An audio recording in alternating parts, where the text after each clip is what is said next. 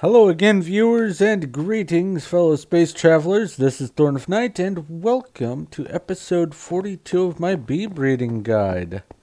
And in this episode, we are going to be taking a visit to the end, sort of. First, we need to go off of the infernal line, off of its austere line, and then from that off the monastic line to get to the end branch of bees. Now this branch has 3 bees in it. One, the ender bee, which you can get from a hive in the end. You have to get to the end to get it, though.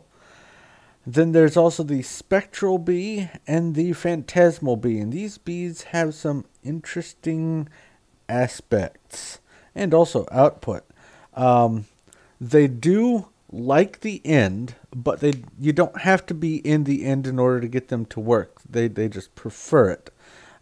They do have a larger territory. Their flower is the dragon egg. So you are going to have to harvest the egg or move the egg around until you can, or move the apiaries to where the egg is in order to get these bees bred. But once you do, there's something really neat going on. Well, first off, the ender bee by itself has the effect called ends, and what that does is it damages the player. Anyone, if you have a multiplayer, it damages all of them within the area. If it's just you, it's just you. But it does deal a lot of damage, and it's a great way to die real quick. It's a fun little adventure. Not. Anyway, the next one is called the spectral bee, and it has the effect called reanimation. What reanimation does is it raises mobs from the dead if their drops are nearby. And specifically, the mobs are skeletons, zombies, and blazes.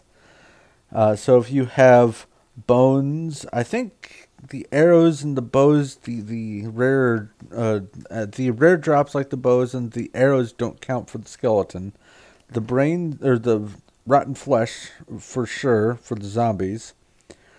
And the blaze powder and blaze rods. I think blaze powder, for some reason, also works for reanimating the blazes. At least that has been my experience. However, it may have been a leftover blaze rod that I didn't see.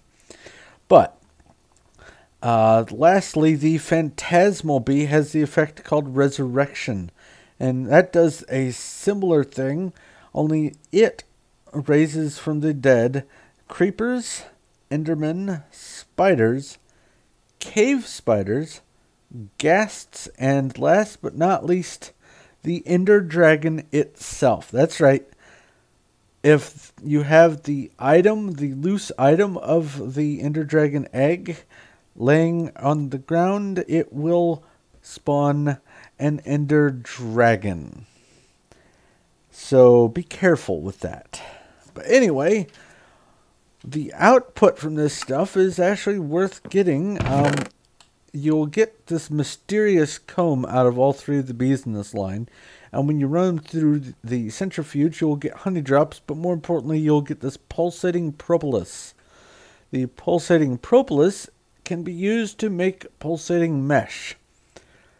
The mesh does not work in the alveary sieve. It does not replace the woven silk, the mesh that you put into those to get the pollen. This is something entirely different. It looks like it should belong in there and have like a higher chance or something, but no. It's just mesh. But if you get 5 of those, you can make ender pearls. So that is kind of cool. You don't get any beeswax out of them, just the honey drops. But let's go take a look at the bees themselves. And if you wish to tinker with this and download the map, I am making the map available through a download link in the description below. I have all of the content that I've done already and will do in this series as part of this map. It is made in the Unleashed mod pack as part of Feed the Beast. So you are going to need to get Feed the Beast to get this to work.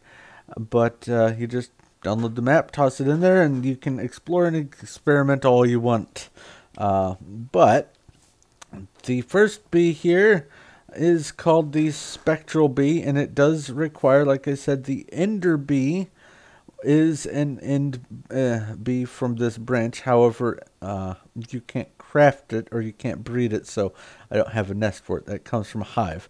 But it will require an Ender bee and also a hermetic. I think that's hermetic or hermitic. I may have misspelled that, so I'm sorry. Let's find out. Ender, hermitic. Yep, I misspelled it. I'll fix that.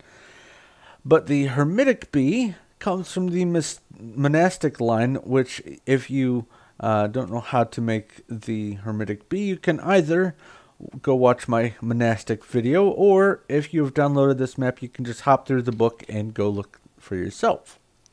But let's go ahead and take a look at the spectral bee. That's the hermitic. I need the spectral.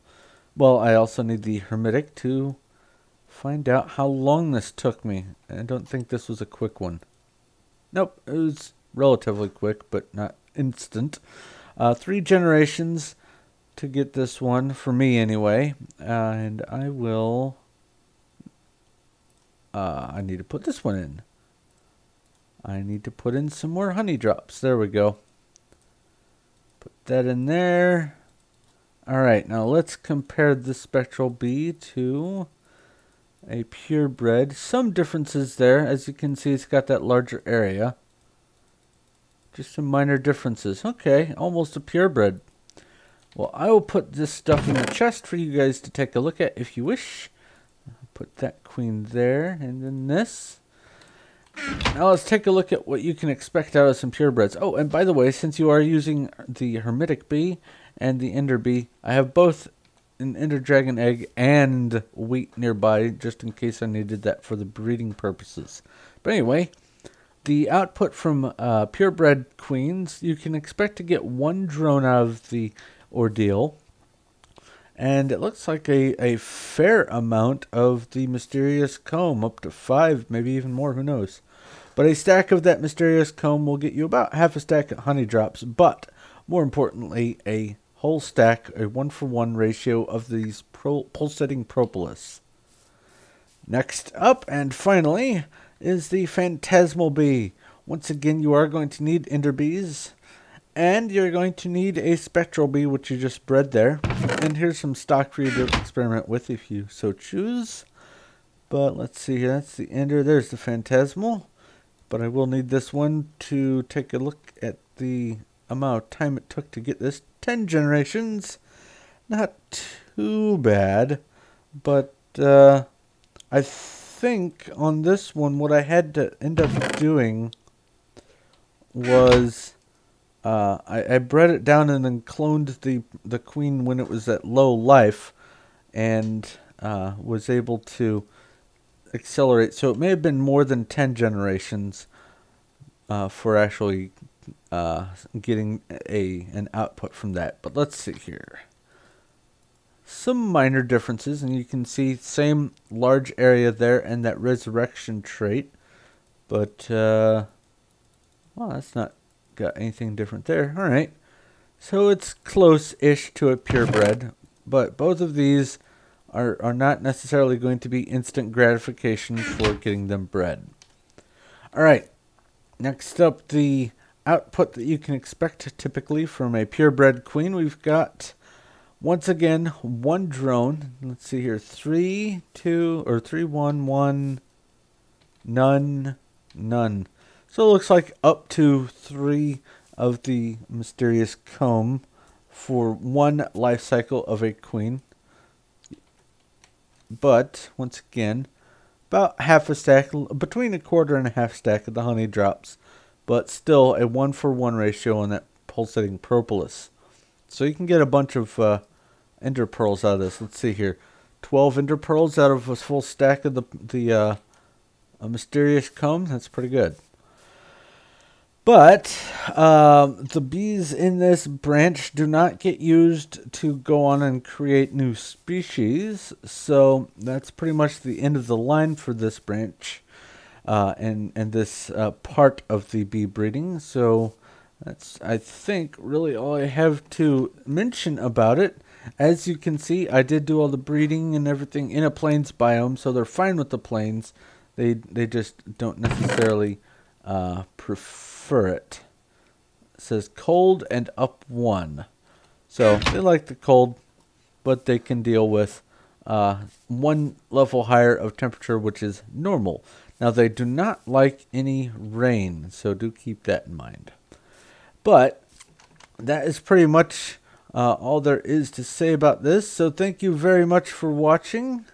If you have any questions, comments, or suggestions, please feel free to leave them in the comment section below, and I will do my best to respond. If you like this video, please give it a like. I do appreciate that. And if you haven't already, go ahead and subscribe so you know when my future content comes out. But this is where I'm going to have to wrap up. So thank you once again for watching. This is Thorn of Night, and I will talk to you later.